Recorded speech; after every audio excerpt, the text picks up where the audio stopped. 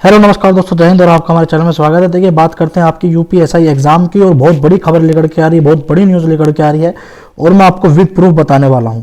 सबसे पहली बात, कमेंट एज यूजुअल इस वीडियो में भी ऑफ रहेंगे क्योंकि जो पढ़ने वाले बच्चे हैं वो डिस्ट्रैक्ट होते हैं कमेंट देख देख कर। दूसरी बात कि भाई मैं आपको 3 से 4 कटिंग दिखा रहा हूँ, 3 से 4 कटिंग इस वीडियो में आपको दिखाऊंगा एग्जाम से रिलेटेड। तो सबसे पहली बात तो आप घबराना मत कि सर इतनी जल्दी कैसे हो रहा है, ये हो रहा है, वो हो रहा है। दूसरी बात, अगर आप चैनल पर नहीं हो तो चैनल को जरूर सब्सक्राइब कर देना क्योंकि यहाँ पर आपको ऑथेंटिक न्यूज़ मिलती है। मैं अपनी तरफ से कभी भी कोई वीडियो नहीं बनाता हूँ जब तक कुछ ऑफिशियली या फिर किसी ऑफिशियल कोई बयान ना जाए या फिर कोई अच्छा बयान ना हो, जो कोई ऑथेंटिक बयान ना हो, तब तक मैं कोई वीडियो नहीं बनाता। ठीक है, तो मैं आपको 1 बाय 1 कटिंग दिखाऊंगा और उसके बाद में मैं अपना ओपिनियन दूंगा एग्जाम से रिलेटेड कि जो मुझे लगता है, जो मेरे हिसाब से है वो क्या है। तो सबसे पहले बात करें पहली कटिंग की। देखिए, आपको मैं एक चीज़ बता रहा हूँ, अगर आपको ये इसकी सत्यता जाननी है कि यार सही भी है नहीं, तो आप गूगल पर मारना यूपीएसआई एग्जाम mpatrika.com, आपको ये आर्टिकल खुलकर मिल जाएगा। इस आर्टिकल में क्या है, आप अगर इसको देखेंगे तो इन्होंने कहा है कि एसआई भर्ती मतलब नवंबर तक संपन्न हो सकती है भर्ती परीक्षा। दरोगा भर्ती की परीक्षा 15 नवंबर के पहले तक संपन्न कराई जा सकती है।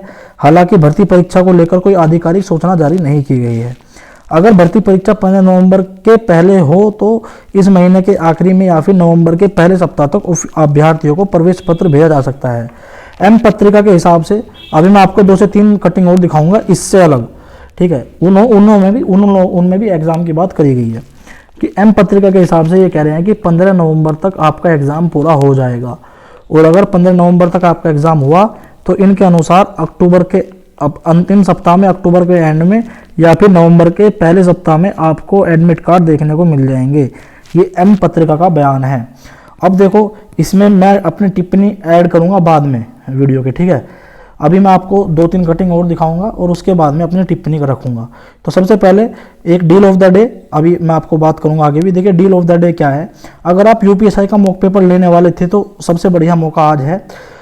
399 रुपये की जगह अगर आप SP10 का कूपन कोड लगाओगे तो 119 का आपको वो मिल जाएगा डिस्काउंट। सबसे बड़ी बात, पहले आपको 12 महीने का मिलता था पास, पर अब 2 महीने फालतू का, मतलब 14 महीने के लिए आपको पास मिलेगा जो आपका है टेक्स्ट बुक का यूपीएसआई के लिए।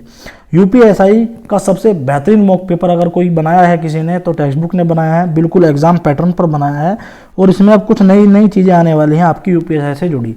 तो अगर आपने नहीं लिया हो या फिर आप लेना सोच रहे थे, बहुत बढ़िया मौका है। आज का ये ऑफर है, कल के बाद इसके प्राइजेस बढ़ जाएंगे, 280 से ज़्यादा हो जाएंगे इसके प्राइजेस और जो वैलिडिटी है वो फिर 2 महीने कम हो जाएगी। तो ये लास्ट है मौका, आप शाम तक अगर आप चाहते हो लेना तो इसको ले सकते हो। लिंक मैंने डिस्क्रिप्शन में दे दिया है, आप वहाँ पर लिंक पे जाइए, SP10 लगाइए, 119 रुपये का आपको डिस्काउंट मिल जाएगा और 12-14 महीने तक आपको ये फ्री मिलेगा। आप फिर यूपीएसआई का मॉक पेपर दे सकते हैं, पीसीएस का मॉक पेपर दे सकते हैं, लेखपाल का मॉक पेपर दे सकते हैं। उसमें सभी एग्जाम जितने भी हैं आपके सबके अनलॉक हो जाते हैं मॉक पेपर। ठीक है, तो जाके आप बाय कर सकते हैं, लिंक मैंने डिस्क्रिप्शन में दे दिया। तो भाई एक कटिंग तो मैंने आपको ये दिखा दी एम पत्रिका वाली। मैं फिर कह रहा हूँ, अगर किसी को ये गलत लगे, फर्जी लगे तो गूगल पर एम पत्रिका UPSI.com यूपीएसआई एग्जाम कर देना सर्च, अपने आप आपको ये आर्टिकल मिल जाएगा। ठीक है जी, अब दिखाता हूँ आपको दूसरी कटिंग। देखिए, ये आपके यशवीर जिलानी है। यशवीर जिलानी आपके भाजपा के बहुत वरिष्ठ नेता हैं और देखिए ट्विटर पर इनका अकाउंट है, वो ब्लू टिक लगा हुआ है। देखो ये रहा ब्लू टिक। ब्लू टिक कोई छोटा मोटा इंसान तो होगा नहीं है, या तो देखो ब्लू टिक जो मिलता है या तो कोई फेमस इंसान हो या फिर कोई जनप्रतिनिधि हो। तो जनप्रतिनिधि हैं ये भाजपा के, इनको ब्लू टिक मिला है और इन्होंने यूपीएसआई एग्जाम पर टिप्पणी करी है। देखो ये रहा, ये वाला। अगर आपको ये चेक करना है कि ये फर्जी है या गलत है, यशवीर जिलानी, आप ट्विटर पर जाकर सर्च कर सकते हो और ये 16 अक्टूबर का इनका ट्वीट है। ठीक है जी, योगी सरकार में रोजगार के अवसर।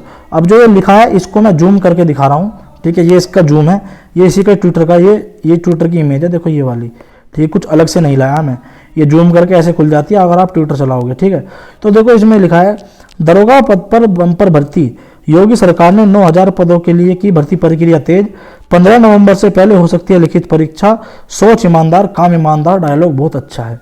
तो योगी जी की तस्वीर लगी है और बाकायदा इन्होंने ये कहा है कि 9000 प्लस जो दरोगा की भर्ती है, आपको पता है वो किसकी है, वो हमारी ही है। ठीक है, 9534 हमारी वैकेंसी है। इन्होंने कहा है कि 15 नवंबर से पहले हो सकती है लिखित परीक्षा। और एम पत्रिका में भी, जो एम पत्रिका में खबर छपी है उसमें भी ये लिखा है कि 15 नवंबर तक आपकी जो परीक्षा है वो भैया कंप्लीट हो जाएगी, मतलब यूपीएसआई का एग्जाम पूरा हो जाएगा। अब इस पर मैं टिप्पणी करने से पहले आपको एक कटिंग और दिखाता हूं, आपको मजा आ जाएगा देखकर। देखिए, पुलिस भर्ती के मामले में सुनवाई 20 को, जो आपका एज का मुद्दा चल रहा है। अब इसमें एज की मैं कोई बात नहीं करने वाला, जो इसमें काम की चीज़ है वो मैं आपको दिखाऊंगा। इलाहाबाद हाईकोर्ट में पुलिस भर्ती के मामले पर 20 अक्टूबर को सुनवाई होगी। अब ये यहाँ से चलता है आपके मतलब की चीज़। देखो मैं इसको जूम करता हूँ। सुप्रीम कोर्ट ने देश के सभी हाईकोर्टों को पुलिस व सशस्त्र बलों की भर्ती में हो रही देरी के मामले की सुनवाई का निर्देश दिया है, क्योंकि भर्ती में देरी से कानून व्यवस्था प्रशासनिक समस्याएं उत्पन्न होती हैं। तो ये आपके लिए बहुत अच्छी खबर है कि जो सुप्रीम कोर्ट है उसने सभी हाई कोर्ट को, जितने भी आपके हाई कोर्ट है सभी को ये आदेश पारित किया है कि भाई जितने भी आपकी जो है आपकी पुलिस की या फिर सशस्त्र बल जैसे आपका सीआरपीएफ, सीआईएसएफ, बीएसएफ, इनकी जो भर्ती प्रक्रिया है जो इनमें देरी हो रही है, इन पर जल्दी से जल्द सुनवाई करे और सरकार को निर्देश दे। क्योंकि आपको पता है पुलिस अगर कम है, अगर किसी राज्य में पुलिस कम है तो सीधी सी बात है कानून व्यवस्था पर फर्क पड़ेगा। जैसे आप एसआई को ले लो, एसआई एक ऐसा पद है जिले में अगर कप्तान ना हो तो उसके बिना काम चल जाएगा, मतलब एक आईपीएस अधिकारी ना हो जिले में तो उसके बिना काम चल जाएगा जिले में, कानून व्यवस्था कोई बात नहीं। पर अगर दरोगा ना हो ना तो दरोगा एक पूरी पुलिस की नींव है, समझ रहे हो। दरोगा के बिना कुछ भी नहीं होता। दरोगा पुलिस की नींव है, कानून व्यवस्था की नींव है।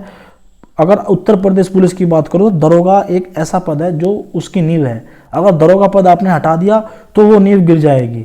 तो एक एसआई एक ऐसा पद होता है बहुत जिम्मेदारी का, और सबसे इंपॉर्टेंट जो पद होता है ये एसआई का होता है।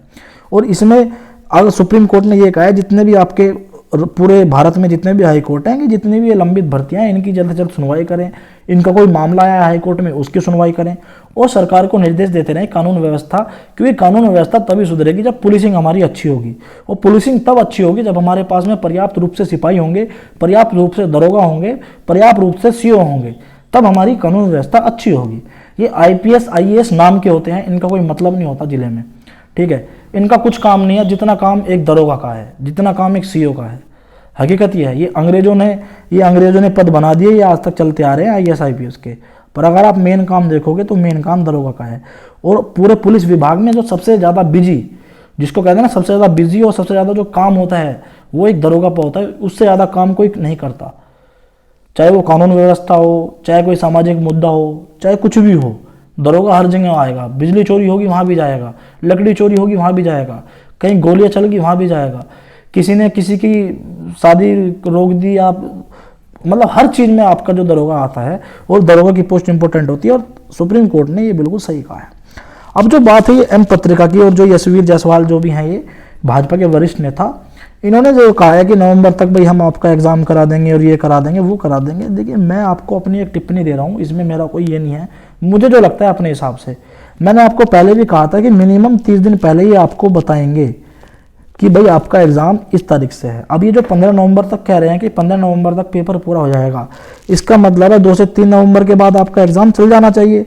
भाई अगर 15 नवंबर तक पूरा करा रहे हो, वैसे 12 दिन में 12-13 लाख बच्चों का एग्ज़ाम कराना बहुत बड़ी बात है।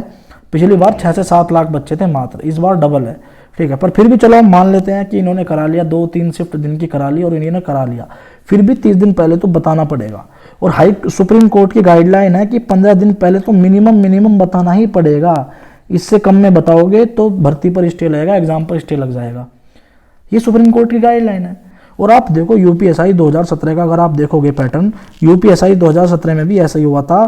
क्या हुआ था कि आपको 30 दिन पहले बता दिया गया था, बाकायदा एक नोटिस आया था कि इस तारीख से आपका एग्जाम है, पूरा सिलेबस बताया गया था कि हम इस टॉपिक से आपके एग्जाम पूछेंगे।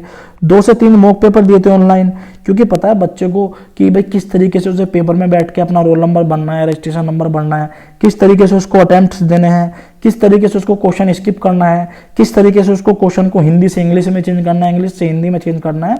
इसलिए वो 1 से 2 मॉक पेपर अपनी वेबसाइट पर देते हैं यूपीपीआरबी सैंपल के रूप में, कि बच्चा को पेपर में बैठने से पहले पता चल जाए कि उसको रोल नंबर कैसे भरना है। ये सब प्रक्रिया होती हैं। आप यूपी कांस्टेबल का देख लो 2018, यूपी कांस्टेबल 2018, चाहे आप 41,520 का देख लो, चाहे आप 49,568 का देख लो, सब में 30 दिन पहले आपको एग्जाम बता दिया गया था कि भाई इस तारीख को आपको एग्जाम है। जेल वार्डर का देख लो, जेल वार्डर में भी ऐसा बताया था। मृतक आश्रित का भी एसआई का हुआ है पेपर रिसेंटली, उसमें भी 1 से 1.5 महीने पहले बता दिया गया था कि उस तारीख से आपका एग्जाम है। तो ये सब बातें देखो, मुझे तो बिल्कुल विश्वास नहीं रहा न्यूज़पेपर पर। पहले 20 अक्टूबर की जब 20 अक्टूबर को खबर आई थी, पूरा यूट्यूब पर बड़े बड़े चैनल कह रहे थे कि 20 अक्टूबर से एग्जाम है। मैंने तब भी कहा था कि भाई ऐसे एग्जाम नहीं होगा कि आप 2 दिन पहले बताओगे और फिर आ जाओ एग्जाम देने। एक बहुत बड़ा मूवमेंट होता है। अगर आप जिले में इतना बड़ा एग्जाम कराओगे, 15 दिन भी एग्जाम चलेगा तो बहुत बड़ा मूवमेंट चलता है, इधर से उधर बच्चा जाता है। अगर आप नॉर्मली मेरठ से लखनऊ भी जाओगे, मैं एग्जाम्पल हमेशा देता हूँ कि आपको 10 से 15 दिन पहले रिजर्वेशन करवाना होता है, वरना मिलती भी नहीं सीट।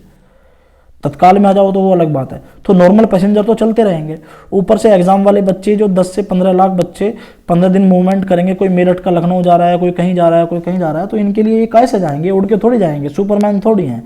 बस से जाएंगे, ट्रेन से जाएंगे, ठीक है ना। वाटरवेज तो इधर है नहीं यूपी में ऐसा खास। तो मैं वही बता रहा हूँ कि रिजर्वेशन होते हैं, बहुत सी ऐसी ऐसी चीज़ होती हैं जो तैयारी करनी पड़ती है। शासन भी तैयारी करता है, बच्चे भी तैयारी करते हैं, बहुत कुछ ऐसा होता है। दूसरे राज्यों से रोडवेज तक मंगानी पड़ जाती है कभी कभी, जब बच्चे ज़्यादा हो जाते हैं। तो मैं बता रहा हूँ ये कोई छोटी मोटी बात नहीं है। अगर आपका एग्ज़ाम इन्होंने 28 नवंबर के एंड में कहा है, अभी जो न्यूज़पेपर में आए थे, अभी बहुत सारे आर्टिकल्स आए थे, अगर नवंबर के एंड में भी एग्ज़ाम होना होगा तो अक्टूबर के एंड तक आपका एडमिट कार्ड आ जाएगा। और अगर अक्टूबर के एंड में एग्जाम एडमिट कार्ड नहीं आते, ऑफिशियल अनाउंसमेंट नहीं होती एग्जाम की, तो ये मान लेना नवंबर के एंड में भी आपका एग्जाम नहीं होगा। और जो एम पत्रिका में छपी है कि 15 नवंबर तक आपका एग्जाम हो जाएगा, देखो मुझे इस पर बहुत डाउट है, क्योंकि यार इतनी जल्दी 15 नवंबर तक अगर आप एग्जाम पूरा करा रहे हो तो 2 से 3 नवंबर तक तो मैक्सिमम से मिनिमम आपका एग्जाम चलाना पड़ेगा। और अगर 2 से 3 नवंबर से एग्जाम होने वाला है तो अब तक आपको पता चल जाना चाहिए था कि भाई फला तारीख से आपका एग्जाम है, क्योंकि 19 तारीख हो चुकी है आज। कोर्ट की, सुप्रीम कोर्ट की गाइडलाइन है कि 15 दिन पहले तो आपको बताना पड़ेगा। तो सीधी सी बात है, ये कुछ नहीं है। अब मुझे नहीं लगता भाजपा के जो प्रतिनिधि हैं इन्होंने क्या सोच के बयान दिया है, ठीक है, यशवीर जिलानी जी, मेरी कोई इनसे पर्सनल वो नहीं है, पर यह है कि मैं कहूँगा कि भाई देखो इतने बड़े पद पर आप बैठे हो तो थोड़ा सा सोच समझ कर, और एक बार भर्ती बोर्ड के जो चेयरमैन साहब हैं डीजी विश्वकर्मा जी, उनसे ही पूछ लिया करो कि भाई साहब मैं ट्वीट करने वाला हूँ, करूँ या ना करूँ। मजाक खेल नहीं होता, बच्चों की भावनाओं के साथ मत खेलो, ठीक है। तो मैं आपको बता रहा हूँ अभी फिलहाल जो स्थिति दिख रही है कि नवंबर में जो पॉसिबिलिटी बता रहे हैं, नवंबर के अंत में, अगर नवंबर के अंत में एग्जाम होगा तो अक्टूबर के अंत में ऑफिशियल नोटिफिकेशन आपका आ जाएगा यूपीपीआरबी की वेबसाइट पर। और चैनल सब्सक्राइब कर लो। यूपीएसआई, देखो यूपीएसआई से जुड़ी कोई भी जानकारी होगी हम आपको बताएंगे। बेवजह आप इधर उधर जाते हो, परेशान होते हो, उसमें कोई फ़ायदा है नहीं।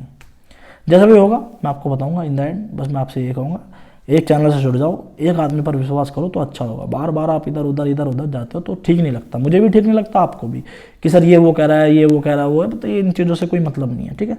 अब जैसे भी होता है मैं आपको बताऊँगा इन द एंड। धन्यवाद, जय हिंद, जय भारत।